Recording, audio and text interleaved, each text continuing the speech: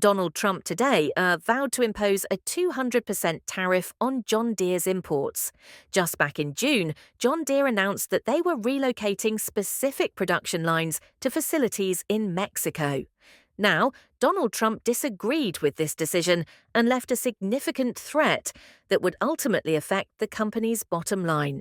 I'm just notifying John Deere right now.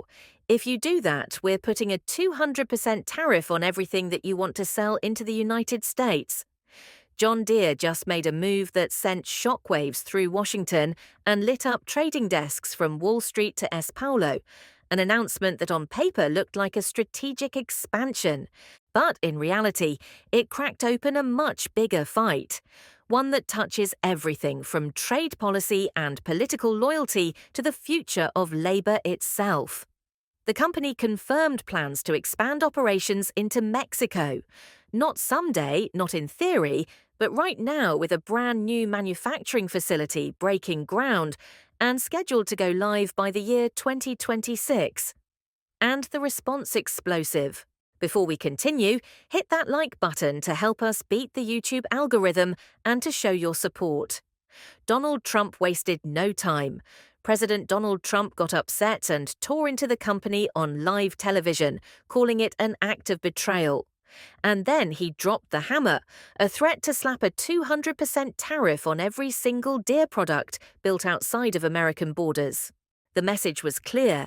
If you take jobs out, we will make sure your products never come back in without paying a political price.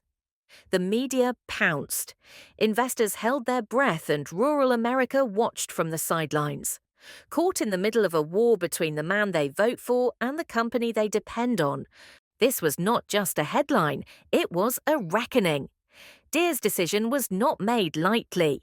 Behind closed doors, board members had debated the move for months. They had data, they had projections, and they had pressure. Because the numbers did not lie. The cost to manufacture equipment in the United States had ballooned, supply chains were clogged, labor was scarce and competitors were getting faster, cheaper, smarter. Companies like Kubota in Japan and Mahindra in India had already perfected low-cost manufacturing across Asia. Deere was playing catch-up, and the solution, Mexico, a country with 70% lower labor costs, a skilled workforce, and logistical access to booming agricultural markets in Latin America. But it was not just about payroll, it was about survival. US ports were congested, domestic freight was erratic, raw materials were delayed, and every disruption was costing Deere time and money. A facility in Mexico gave them flexibility, speed, and proximity to the fastest-growing farming economies in the world. Brazil, Argentina, Colombia markets where agriculture is not just expanding, it is exploding. So Deere made the call. A $55 million investment, a state-of-the-art facility to build mid-frame skid steer loaders and compact track loaders, machines that serve the fastest-growing segment of the agricultural market. Small to mid-sized farms, the kind that need tech, efficiency, speed, and most of all, affordability. For Deere, this was not betrayal, it was strategy, but for Trump, it was personal. Before we continue, hit that subscribe button to show your support to the channel. He stood behind a podium in Iowa and thundered, "John Deere just spit in the face of American workers. They want to build our machines somewhere else. Fine, but they will not bring them back here without paying dearly." It was red meat for the base, but it was also something else. It was a warning shot to Deere, to other manufacturers, to the market. Trump was drawing a line in the sand, and anyone who crossed it would pay a political price. But the company did not blink. There was no apology, no backpedaling. Deere issued a measured but clear response. The Mexico expansion would affect less than 5% of North American production. The core of its business, large tractors, harvesters, combines would still be made in Iowa, Illinois, and other US factories. They were not abandoning America. They were optimizing for the world. And then came the investor response. Wall Street held the line. After a brief dip, Deere's stock rebounded. Analysts from Bloomberg and Goldman Sachs called the move smart, forward-looking, and necessary. The logic was unassailable. Growth in farming demand was shifting south. Production needed to match that shift, and politically driven tariffs. They could hurt in the short term, but not enough to derail a multi-decade growth strategy. In fact, some insiders believe Trump's threats are helping Deere in disguise, because if tariffs are imposed, they will hit all foreign producers. And Deere, even with its Mexico expansion, still builds the majority of its product in the United States. Competitors like Mahindra, Yanmar, and Kubota, they do not. So, ironically, the tariff blowback could be worse for Deere's rivals. But none of that mattered in the court of public opinion. Rural voters, especially in swing states, began to split. In Facebook groups and talk radio call-ins, the conflict played out like a family argument. One side defended Deere as a vital business trying to adapt. The other demanded loyalty, framing the move as a slap in the face. Trump's allies in Congress joined the chorus. Senators from deep red states issued statements warning Deere to reconsider its path. The House Agriculture Committee scheduled hearings. The White House floated the idea of investigating government contracts to ensure no taxpayer dollars go to Deere imports. Behind the scenes, Deere's lobbyists went into overdrive. They met with trade officials. They pitched congressional staffers. They reminded everyone that John Deere is not just a brand. It is a cornerstone of U.S. agriculture. That rural infrastructure depends on their equipment. That banning it or taxing it into oblivion would punish the very farmers the tariffs are meant to protect. And still Trump escalated.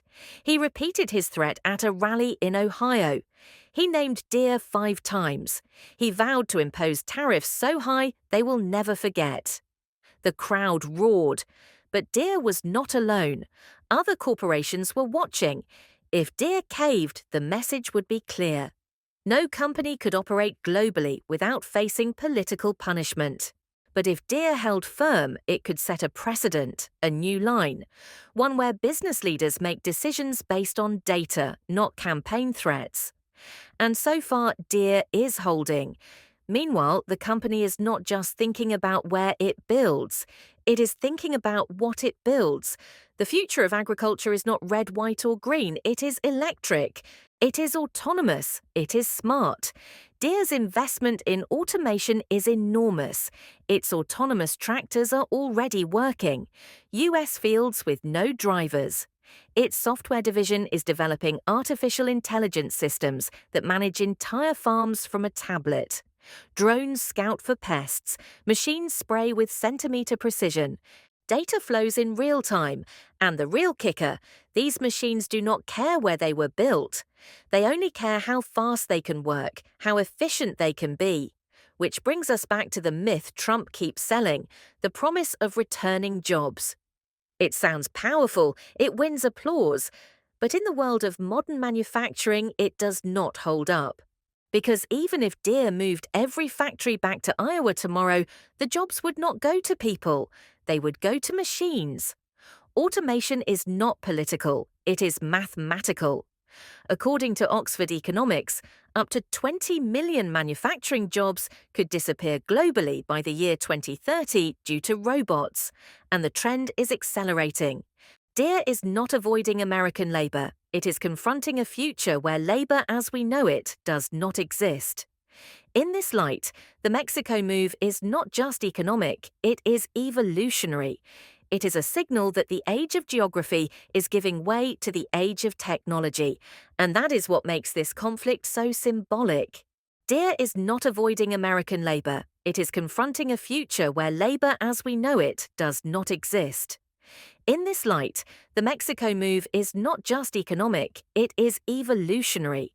It is a signal that the age of geography is giving way to the age of technology, and that is what makes this conflict so symbolic. So what happens next? That depends on you. Will voters punish Deere for making a move it believes will keep it alive, or will they punish Trump for risking access to the very equipment that keeps American fields running? Drop your thoughts in the comments because this fight is not just about tariffs, it is about the future. If you found this breakdown helpful, give it a thumbs up and subscribe for more deep dives like this one.